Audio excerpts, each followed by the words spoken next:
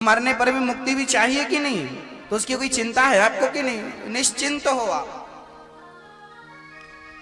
परिवार की चिंता में मरे जा रहे हैं और मुक्ति की कोई चिंता ही नहीं। कितनी अजीब बात है, क्यों?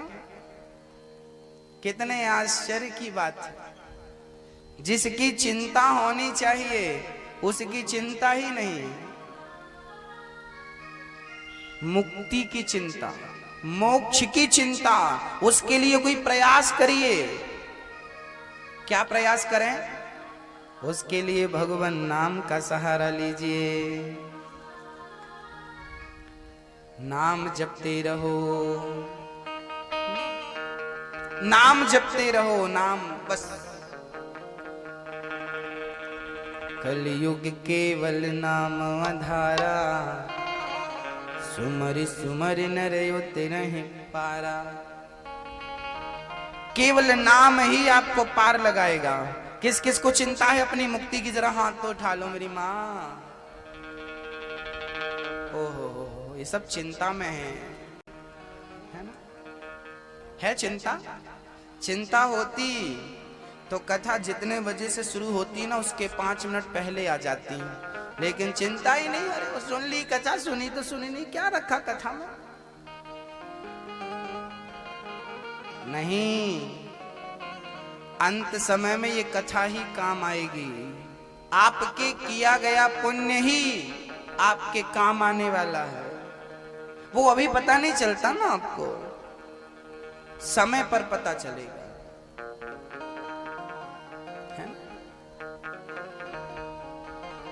क्योंकि जब कैंसर होता है ना, तो जिस दिन कैंसर हुआ था उस दिन पता नहीं चलता मरीज को। वो तो 10 दिन बाद, 20 दिन बाद, महीने भर बाद जब आपने चेकअप कराया, जब पीड़ा हुई, तब पता चला कि कैंसर था, तब पता चला कि बीमारी थी। ऐसे ही जैसे बीमारी अपना असर थोड़े दिन बाद दिखाती है, ऐसे भगवान की कथा भी अपने असर थोड़े दिन बाद ही दिखाती है, तुरंत असर नहीं दिखता। जो कथा सुनकर पुण्य हो रहा है, ये पुण्य आपको मिलेगा, थोड़ा देर लगेगी। खेती आज हमने बोई है तो पकने में कम से कम 4 महीने तो लगेंगे ना सब्जी। गेहूं को पकने में कम से कम 4 महीने चाहिए। गेहूं को पकने में 4 महीने चाहिए, ऐसे आपके पुण्य को भी पकने में कम से कम थोड़ा समय तो चाहिए। आपका पुण्य ही आपकी रक्षा करता है, आपका पुण्य ही आपकी सुरक्षा करता है। आपका पुण्य ही आपको नरक से बचाएगा, दुखों से, कष्ट से बचाएगा। इसलिए चिंता करो, चिंता करो। किसकी? आत्म कल्याण की चिंता करो। आपको चिंता बहुत है। एक सेठ जी अपने मुनीम से बोले, मुनीम जी जरा देखो तो मेरी संपत्ति कितनी है। मुनीम जी ने बताई, साहब जी आपके पास इतनी संपत्ति है कि आपकी 8 पीढ़ी बैठे बैठे खाएगी तो खत्म नहीं होगा। कितनी पीढ़ी? 8। सेठ जी रोने लगे। आहा, सेठ जी को रोता देखकर मुनीम बड़े आश्चर्य में पड़ गए। सेठ जी क्यों रो रहे हो? सेठ जी बोले, राम राम, 8 पीढ़ी खा लेगी, 9वीं पीढ़ी का क्या होगा? 9वीं पीढ़ी भूखी मरेगी। चिंता है, लेकिन बच्चों की चिंता तो है, पैसे की चिंता तो है, हर घर गृहस्थी की चिंता करिए, आत्म कल्याण की। कि बुढ़ापा आ गया, अभी तक भजन हुआ ही नहीं, भजन नहीं हुआ।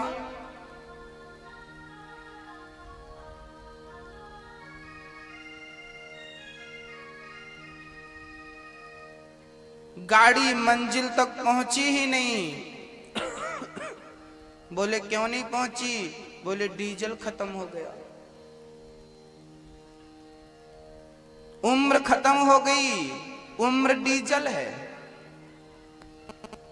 उम्र क्या है मैया? उम्र है डीजल। ये जिंदगी की गाड़ी भगवान तक पहुंची ही नहीं, डीजल खत्म हो गया, मतलब उम्र खत्म हो गई, अभी तक पहुंची नहीं। क्यों? क्योंकि डीजल का दुरुपयोग करता रहा, चालू गाड़ी छोड़ के चला गया, 1 घंटे तक चालू रही, डीजल फूकता रहा। इसलिए मंजिल में पहुंचने के पहले डीजल खत्म। भाई आप लोगों के पास जब तक डीजल था, मतलब जब तक समय था, तब तक भगवान का भजन किया ही नहीं, नाम जपा ही नहीं। अब तो डीजल खत्म होने पर वो मंजिल बहुत दूर है भैया, अब डीजल खत्म होने वाला, उम्र पूरी होने वाली है और अभी भगवान मिले ही नहीं, अभी तो दिखाई भी नहीं पड़ रही है मंजिल।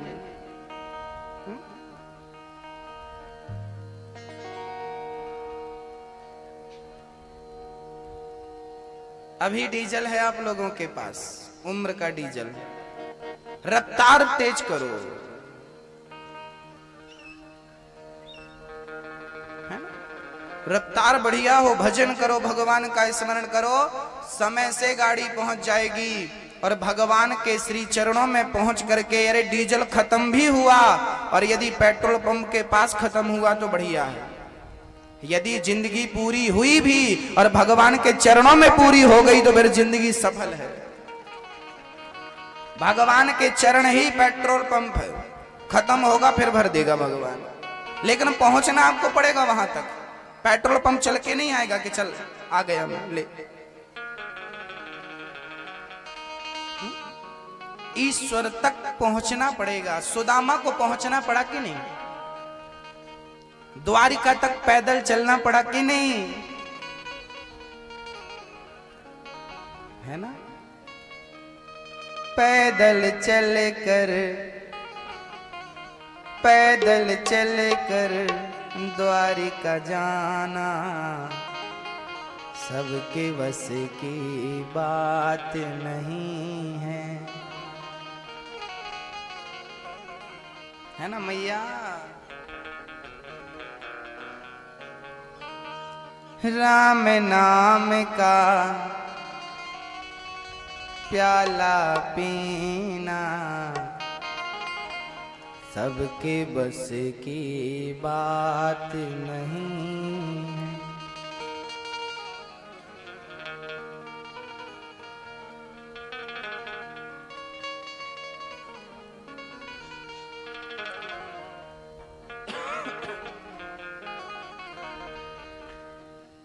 भगवान के लिए बलिदान दे देना, संसार के सुखों का बलिदान कर देना, सबके बस की बात कहाँ है भक्तों। दुनिया का हर सुख तज देना सबके बस की बात नहीं है। भगवान मिलते हैं, जानते हैं उसके लिए क्या करना पड़ता है? त्याग करना पड़ता है, मोह का त्याग। मीरा ने त्याग दिया था ना, घर परिवार को त्याग दिया कि नहीं? तब भगवान मिले। पर यहां तो बुढ़ापे में भी नहीं छूटता। एक मैया मर रही थी, किसी ने पूछा क्या चाहती हो मरते समय? अरे बोले नाती को बुला दो, देख लेते, देखते देखते मरते। अभी इनका मन नाती पंती में लगा है, अगले जन्म में फिर बन के आओगी कुछ, है ना? भगवान में कब लगाओगी मैया मन? नाती पंती से हटाओ मन, उनका तो आप पर लगा ही नहीं है। नाती अपनी दादी को याद नहीं करता, दादी करती रहती है नाती को याद। और दादी मर जाएगी तो क्या नाती तुम्हारा बड़ा नहीं होगा? पेट भर के खाएगा नहीं? तो क्यों पड़ी हो चक्कर में? भजन करो ना, माला पकड़ लो, भजन करो। ये नाती पोता ही मोह ममता है, इनके चक्कर में कल्याण नहीं हो पाता। वो अपना खा पी लेंगे, जी लेंगे अपनी जिंदगी। आप चिंतन करो ईश्वर का, चिंता मत करो कल्याण। ये वैसे आपके एग्जाम का टाइम चल रहा है। जो 80 क्रॉस कर गए हैं, जिनकी उम्र 80 साल की हो गई है, समझ लेना उनके एग्जाम का टाइम नजदीक है, कब चले जाएं। बच्चा साल भर पढ़ता है और 3 घंटे का एग्जाम देने जाता है, उसमें भी लापरवाही करेगा तो फेल नहीं हो जाएगा? आपने जवानी भर लापरवाही करी, बुढ़ापे में भी लापरवाही करी, मरते समय तो लापरवाही मत करो। अब तो भगवान का भजन कर लो, क्योंकि अब भजन कर लिया तो पास हो जाओगे, नहीं पर फेल हो जाओगे 84 के चक्कर में। ये एग्जाम बिगड़ा तो फेल हो जाओगे, 84 का चक्कर, फिर कुकर सुकर नाली का कीड़ा से शुरू हो जाएगा फिर कार्यक्रम, फिर गधा बिल्ली बनना पड़ेगा। 84 लाख योनियों के बाद मनुष्य का चोला मिलता है, और इसमें भी लापरवाही। भाई मैं 10वीं फेल हो जाऊंगा तो पाठ 1 से फिर पढ़ना पड़ेगा कि नहीं, लेसन 1 से फिर पढ़ना पड़ेगा कि नहीं। फेल हो गया मैं 10वीं क्लास, फिर पढ़ना पड़ेगा ना। ऐसे आप फेल हो गए, इस मनुष्य का, ये मनुष्य का चोला ना आत्म कल्याण करने के लिए ईश्वर ने दिया है।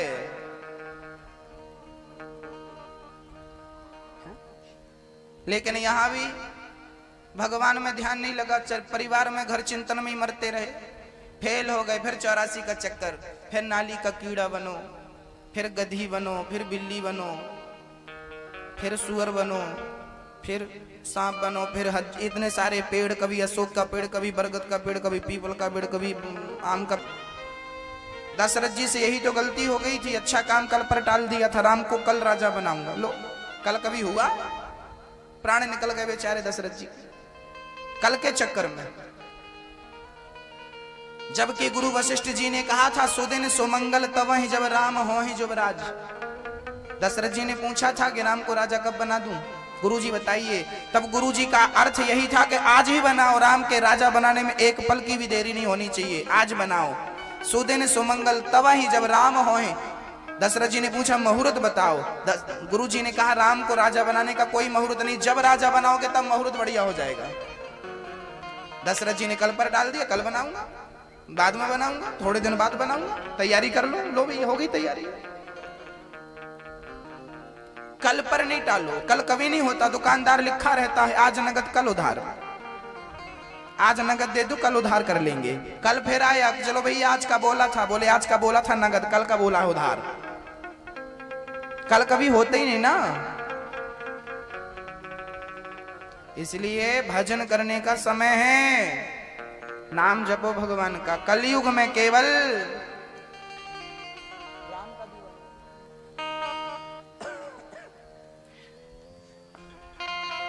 भगवान का भजन।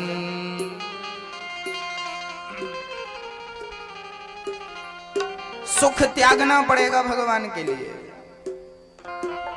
कितने घंटे सोते हो मैया, मैया कितने घंटे सोती हो?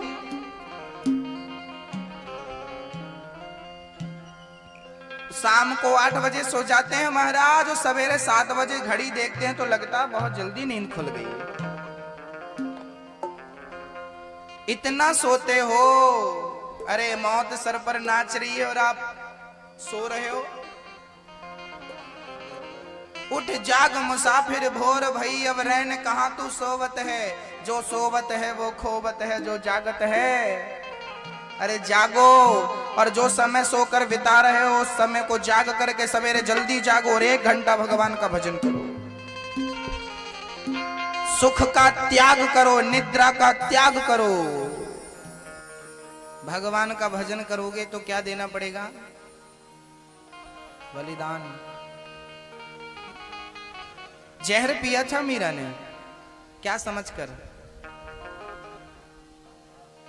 प्रसाद समझकर के जहर पिया था। क्या उस जहर ने मीरा का कुछ बिगाड़ा? भक्तों, बनाने वाला भगवान है तो जहर भी कुछ नहीं बिगाड़ सकता। ये विश्वास की पराकाष्ठा है। मीरा का विश्वास ऐसा था कि जहर भी पी गई वो प्रसाद समझकर, और जहर भी अमृत बन गया। राणा ने विष दिया मानो अमृत पिया, मीरा रानी दीवानी कहाने लगी, वो तो गली गली हरि गुण। किसने दिया था जहर? राणा ने। इसलिए तो कहते हैं राणा जी तेरे महलों में आग लगे, राणा जी तेरे महलों में आग लगे, राणा जी तेरी मूंछों में। कृष्ण की दीवानी मीरा, कृष्ण के मुख में समाई मीरा। बोलो राधे राधे। भक्तों, राम नाम का स्मरण करोगे पार हो जाओगे। किसने किया? बोले अजामिल नाम का एक ब्राह्मण था। सभी लोग बैठ जाएं। मैया, ओ मैया, बैठो।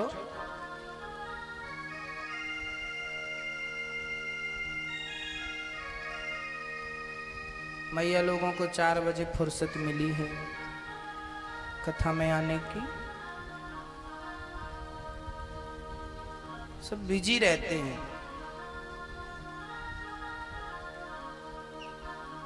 वो तो अच्छा है कि यमराज सुनते नहीं तो लोग यमराज को भी कहें तुम कल आना, आज हम बिजी हैं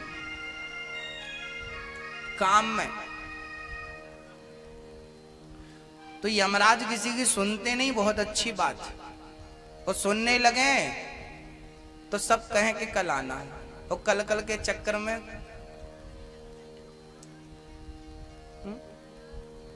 कल के चक्कर में सोचो आपकी सास की सास भी अभी जिंदा होती,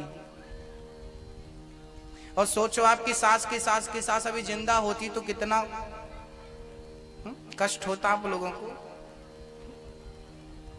एक में ही परेशानी तो 4-5 और जिंदा होती तो क्या होता। मृत्यु भी सफाई करती है, जरूरी है ना। बुढ़ापे का जो कष्ट है उसका एक ही इलाज है, मृत्यु, कोई इलाज नहीं। इसलिए मौत आए ना तो रोया मत करो। हंसते हंसते हंसते हंसते विष पी लेना, सबके बस की बात नहीं है। मौत आए ना तो रोइए मत, हंसिए, प्रसन्न रहिए। मौत क्या है? लोगों ने मौत को हवा बना दिया। मौत के नाम से ना सब भयभीत होते हैं, डरते हैं। मौत को हवा बना दिया। अच्छा एक बात बताओ, लड़की को मायका छोड़ के ससुराल जाना पड़ता है कि नहीं? हर लड़की पराई होती है कि नहीं? हर लड़की को जाना पड़ता है कि नहीं? मायका छोड़ के ससुराल जाना पड़ता है। ऐसे ही ये संसार हम सब का मायका है, और हम सब को एक ना एक दिन मायका छोड़ करके ससुराल जाना पड़ेगा। ससुराल यहाँ नहीं है हमारा, वहां है। अपने ससुराल जाने को लोग मौत कहते हैं। मर गए, अरे मर नहीं गए, ससुराल चले गए, अभी मायके में थे।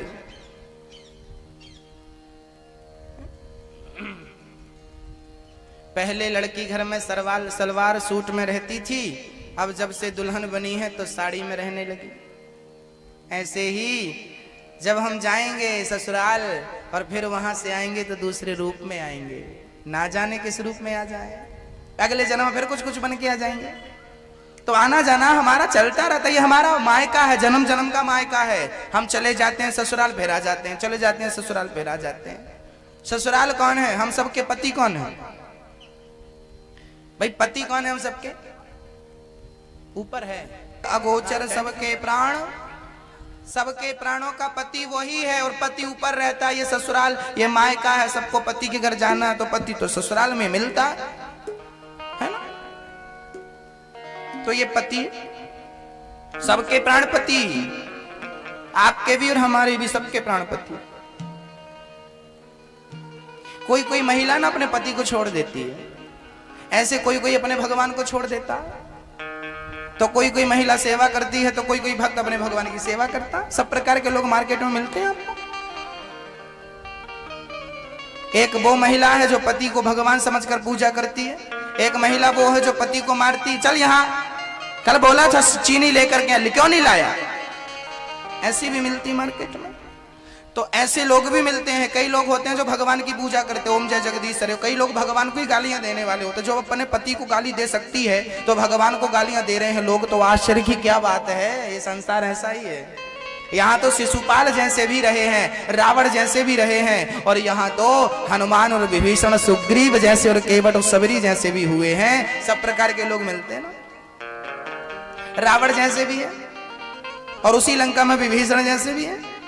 तो यहाँ कोई भगवान की पूजा करने वाले भी है और यहाँ कोई भगवान को गाली देने वाला भी है।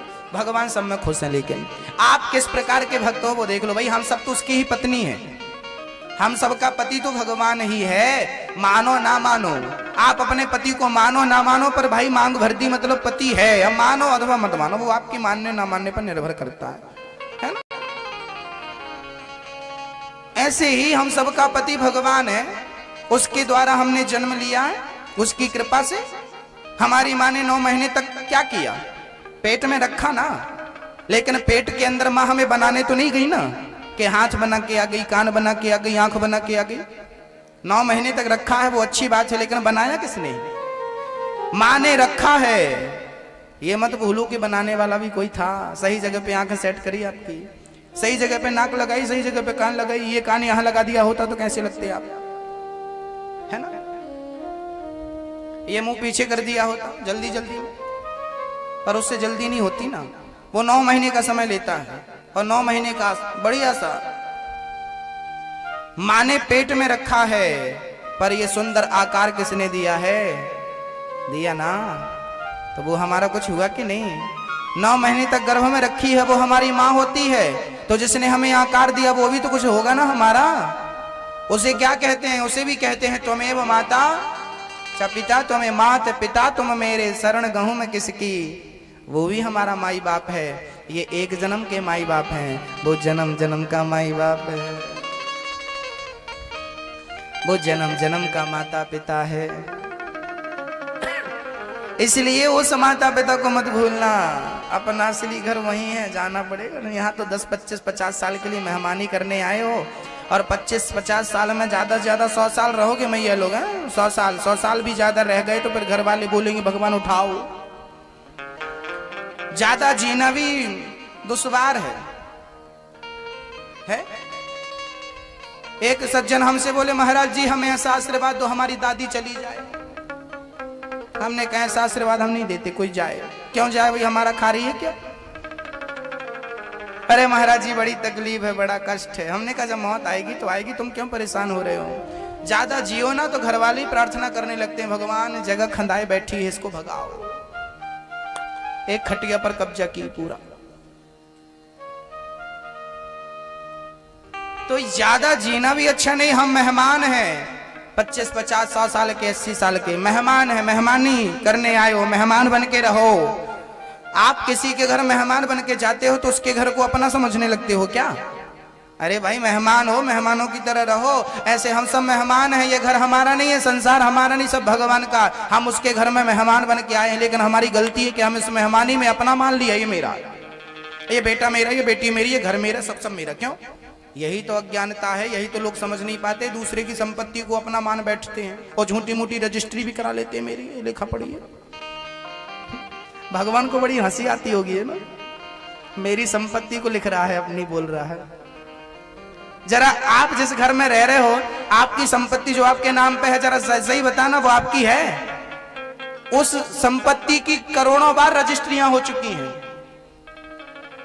आपके घर की, आप जिस जगह पर रह रहे हो ना, इस जगह की करोड़ों बार रजिस्ट्रियां हो चुकी हैं। समझ रहे हो मैं क्या बोल रहा हूं?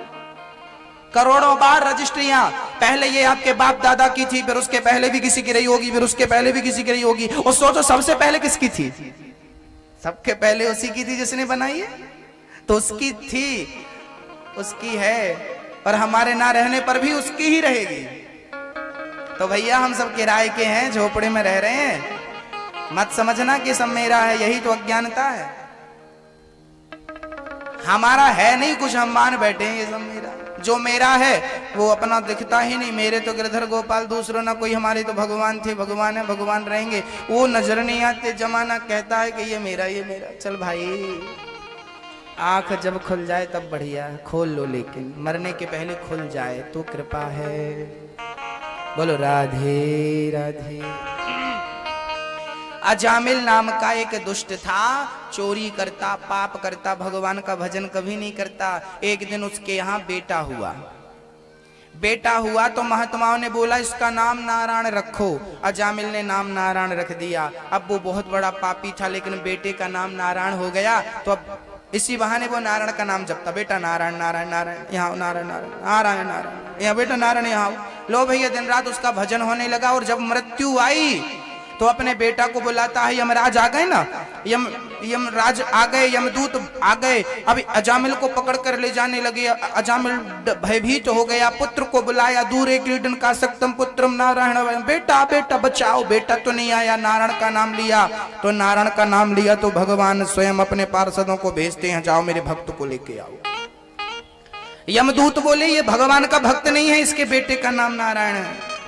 पार्षदगण बोले इसके बेटे का नाम नारायण तो आज पड़ा है, मेरे भगवान का नाम नारायण तो अनादिकाल से, इसकी मुक्ति हो गई। यमदूतों ने कहा ये एक नंबर का पापी आदमी है, इसे मैं ले जाने आया हूं, नरक ले जाऊंगा क्योंकि इसने पाप किया है।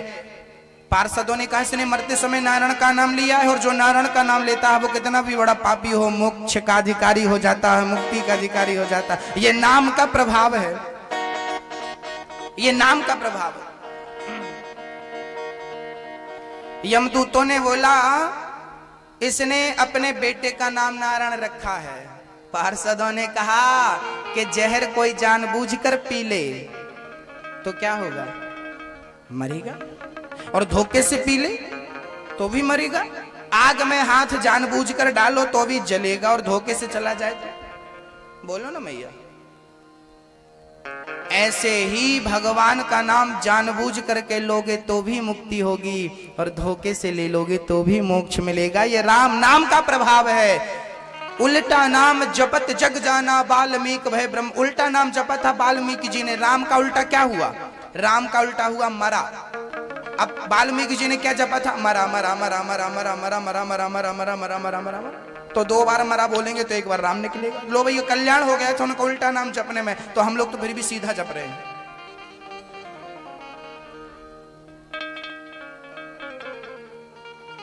नाम लेते ही भव सागर से पार होने की व्यवस्था है। इसलिए हमें क्या लेना चाहिए, भगवान का नाम लेना चाहिए। जपते रहो जपते रहो जपते रहो, हमेशा भगवान का नाम जपते रहो, हमेशा भगवान को याद करते रहो। नाम के बल पर कलयुग में नाम की बड़ी महिमा है। इसलिए कहा करता हूं मैया आप लोग बढ़िया काम कर सकती हो, क्या काम करते हुए नाम जप सकती हो। काम करते रहो, काम करने में मनाही नहीं है। काम पूरा करो, काम बराबर करो, लेकिन काम करते समय स्मरण किसका रहे, चिंतन किसका रहे, मैया बोलो भगवान का। आप भगवान का नाम जप लो और आप नहीं जप पाई तो फिर जब मरोगी ना तो फिर दुनिया वाले कहेंगे कि राम नाम सत्य है।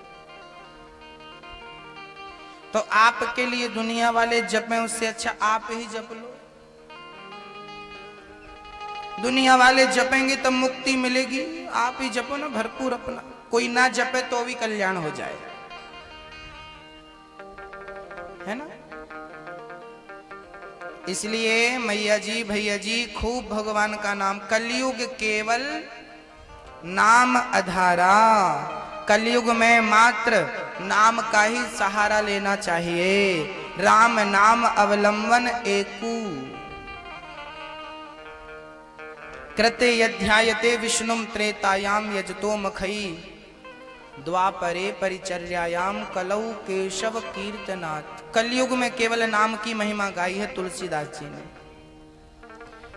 सतयुग त्रेता द्वापर में जो गति यज्ञ करने से, पुण्य करने से, तप करने से मिलती थी, कलयुग में वही गति भगवान का नाम जपने से मिल जाती है। इसलिए मैया, ओ मैया क्या पूछ रही हो, राम का नाम जपो।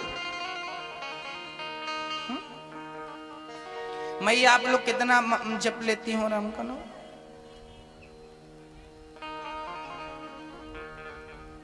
एक आध माला तो जप लेती हो, सीताराम सीताराम की एक आध माला जपती हो? नहीं जपती हो। सास बुरी है इसके तो 20-25 माला हो जाते होंगे। सास बहुत बुरी, सास बहुत बुरी, सास बहुत बुरी, सास बहुत बुरी, सास बहुत बुरी, सास बहुत बुरी, सास बहुत बुरी। और सास भी जपती है बहू बहुत बुरी है, बहू बहुत बुरी है, बहू बहुत बहू बहू खराब, बहू बहू बहू। बहू की तो कितनी माला जप लेती होगी सास, और सास की कितनी माला जप लेती होगी बहू।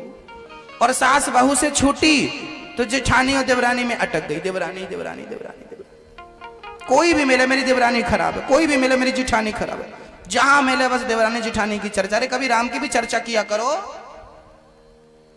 जब मरोगी ना तो ये नहीं कहेगा लोग देवरानी जपो सत्य है, देवरानी कहो सत्य है, देवरानी जपो मुक्ति है, जेठानी कहो मुक्ति है। राम नाम कहो तब मुक्ति मिलेगी। राम नाम सत्य है, देवरानी नाम सत्य नहीं है, जेठानी नाम सत्य नहीं है, सास नाम सत्य नहीं है, बहू नाम सत्य नहीं है, राम नाम सत्य है।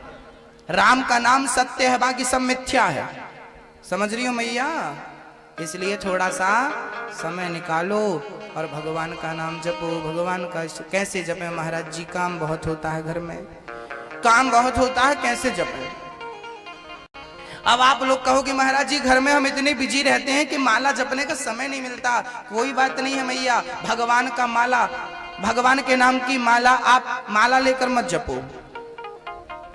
कैसे जपो? आपको मैं उपाय भी बताता हूं, बता दूं कैसे जपना होगा भगवान का नाम। कहो तो मैं उपाय बता दूं मैया। अब आप उपाय नहीं सुन रही तो मैं क्या किसको बताऊं? सुन रही हो तो मैं बता दूं कि उपाय क्या है, कि आपका काम भी ना छूटे और राम भी ना छूटे।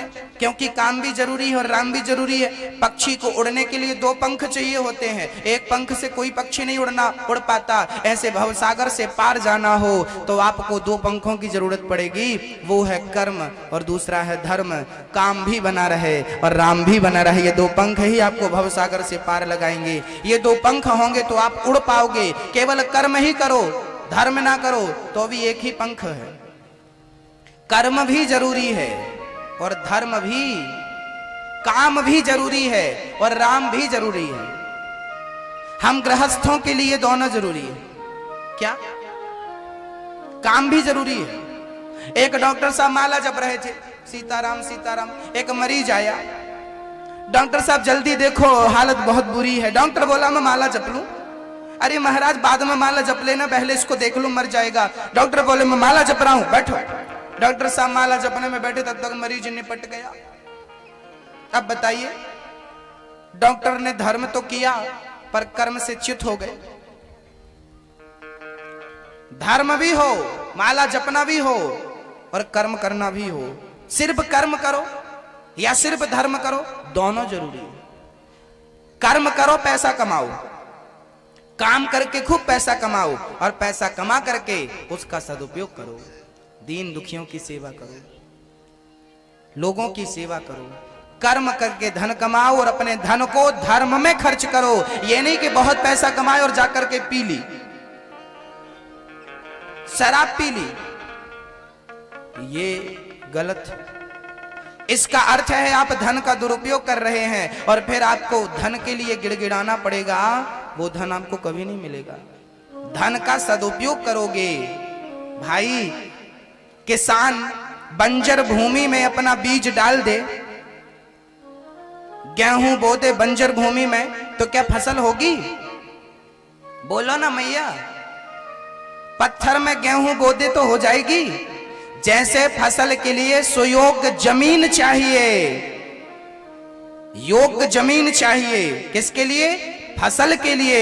ऐसे ही आपको आत्म कल्याण करने के लिए सुयोग्य कर्म चाहिए।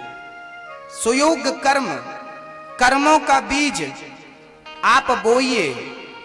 पर शराब पी करके आप आ गए तो आपने पत्थर में अपना बीज डाल दिया जहां कुछ भी मिलने वाला नहीं है। और आपने अपने धन को यदि धर्म के कार्य में लगाया होता, धर्म की खेती पर डाला होता, तो धर्म की खेती, अच्छी खेती पर बीज डालोगे तो 50 गुना 25 गुना बढ़ करके मिलेगा। धर्म में अपना धन खर्च करोगे तो 50 गुना बढ़ा करके ईश्वर देगा और 1000 गुना बढ़ा के देगा। धर्म में अपने धन को लगाइए, क्योंकि धर्म का खेत, धर्म के खेत में जब अपने धन की बुवाई करोगे तो फसल अच्छी होगी, मतलब कई गुना बढ़ के मिलेगा। और अधर्म के खेत में यदि आपने धन बो दिया, जब कल्याणकारक नाम जपो, काम करते हुए नाम। एक बार क्या हुआ, भेड़ा घाट में एक चर्चा है, एक छोटी सी घटना घट गई। एक बार क्या हुआ, एक घर में अकेले दादाजी थे, बेटा और बहू पार्टी में गए थे। घर में अकेले दादाजी टीवी देख रहे थे। अचानक घर में 4 चोर आ गए। चोरों ने तो पहले सोचा कि घर में कोई है ही नहीं, क्योंकि रात के 11 साढ़े 11 बज रहे थे। कोई नहीं। चोरों ने पहले ट्राई किया, तो चोरों ने पहले एक पत्थर उठाया और पत्थर खिड़की में दे मारा। खिड़की का कांच टूटा। दादाजी ने देखा कि ये आवाज कहां से आई, कांच कैसे टूटा। तो दादाजी ने दरवाजे के छेद से देखा कौन है। देखा तो 4 चोर काले कपड़े में मुंह ढके थे। दादाजी घबरा गए, राम राम, चोर हैं, अभी अंदर आएंगे तो हमें मारेंगे और चोरी करेंगे अलग। दादाजी ने चतुराई से काम लिया। दादाजी ने झूठे नाम शुरू कर दिए। अरे शेर सिंह उठो, देखो कौन खिड़की के कांच तोड़ रहा है। शेर सिंह उठो, ए शमशेर सिंह सो रहे उठो, ए बहादुर तुम भी उठो। अब चोरों ने सुना कि शेर सिंह, शमशेर सिंह, बहादुर, अरे गजोधर उठो। अब चोरों ने सुना कि घर में तो सब शेर ही शेर है। हम गए तो हमें था, लेकिन रामेश्वरम का पत्थर आज भी पानी में तैरता है। आज भी प्रमाण है कि राम नाम के पत्थर पानी में तैर गए। इसलिए राम नाम जपने से ही कल्याण संभव है, अन्यथा कल्याण नहीं होगा। कुछ भी कर लीजिए, नाम जरूर जपिए। इसलिए सवेरे उठिए, सीताराम सीताराम सीताराम सीताराम सीताराम सीताराम सीताराम सीताराम, श्री राम जय राम जय जय राम, श्री राम जय राम, हरे कृष्णा कृष्णा कृष्णा जपते रहो। श्री कृष्ण गोविंद हरे मुरारी, हे नाथ नारायण वासु, श्री कृष्ण गोविंद। उठो, आप तेजी से राम नाम बोलो, कृष्ण नाम बोलो, कीर्तन करो। आपके बच्चे भी सुनेंगे, आपके बच्चों में भी कीर्तन करने के संस्कार बनेंगे, राम नाम लेने के संस्कार बनेंगे। आपके बच्चों का भी भाग्य सवरेगा, जीवन सवरेगा। आप संस्कार दीजिए बच्चों को। मैया जी समझ रही हो ना, नाम जपोगी तो कल्याण हो जाएगा।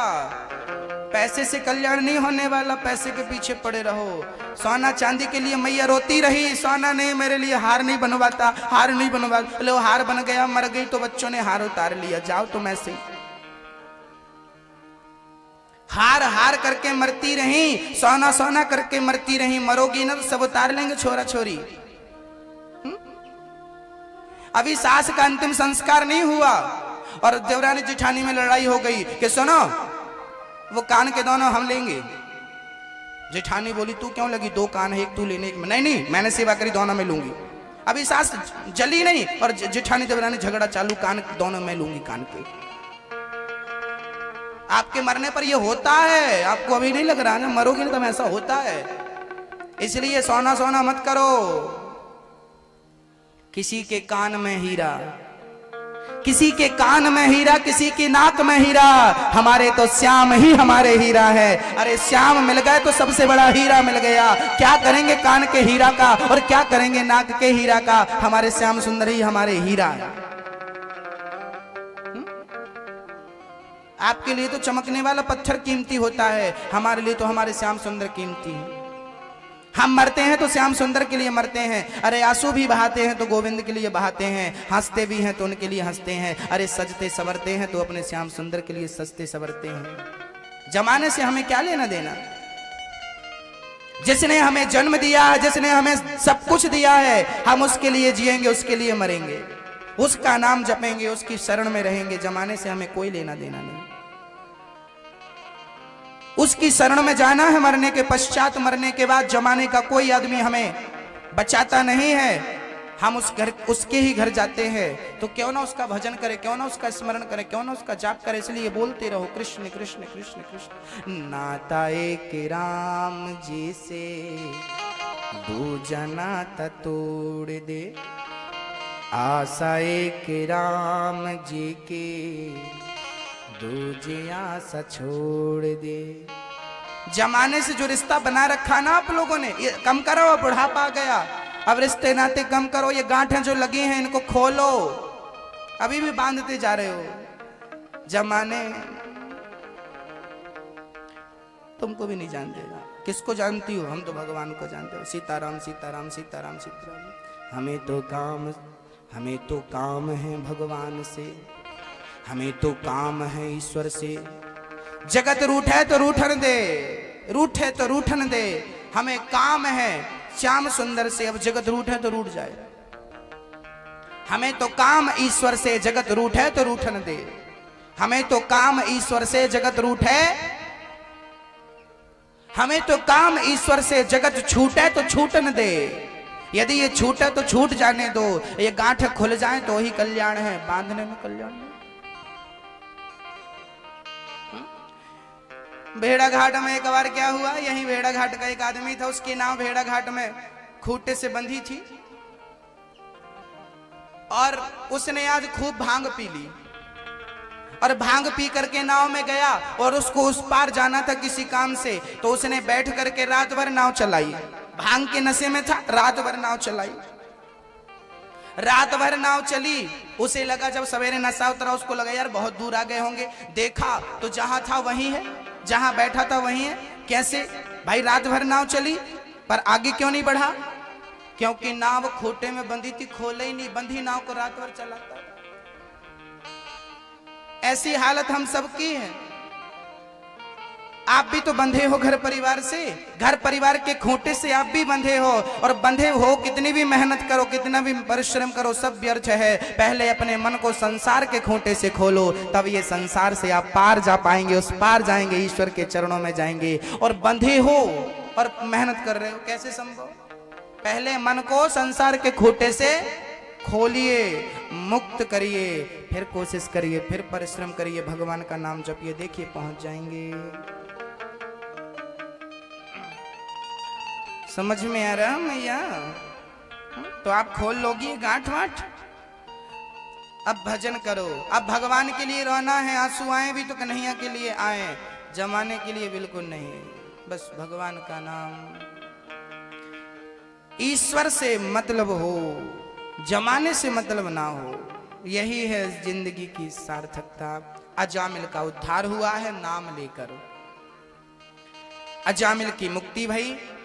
एक बार इंद्र ने अपने गुरु का अपमान किया, वृत्तासुर का उद्धार किया। वृत्तासुर का उद्धार, आप लोग कहते हो ना ये मेरा है, ये मेरा, सब मेरा। इसकी एक छोटी सी चर्चा मैं आपको सुना दूं, कौन है अपना। क्या हुआ, चित्रकेतु नाम का एक राजा था। इंद्र ने अपने गुरु का अपमान किया था, जिसके कारण विश्वरूप को अपना गुरु बनाया, और विश्वरूप का फिर उन्होंने सर काट दिया, तो विश्वरूप की हत्या उनको लगी। इंद्र को इंद्र ने हत्या 4 स्थानों में बांट दी, स्त्री को, जल को, पृथ्वी को और वृक्षों को, चारों को एक एक वरदान दिया। विश्वरूप के पिता का नाम था त्वष्टा। त्वष्टा मुनि ने यज्ञ करके वृत्तासुर को प्रकट किया और वृत्तासुर से कहा जाओ आप इंद्र को मारो। इंद्र को मारने वृत्तासुर चले, लेकिन दधीची की हड्डियों का जब वज्र बना के इंद्र खड़े होकर सामना कर रहे थे ना, तो वृत्तासुर ने भगवान की स्तुति करी। राजा परीक्षित ने प्रश्न किया, गुरुदेव वृत्तासुर तो राक्षस था, फिर उसने भगवान की स्तुति क्यों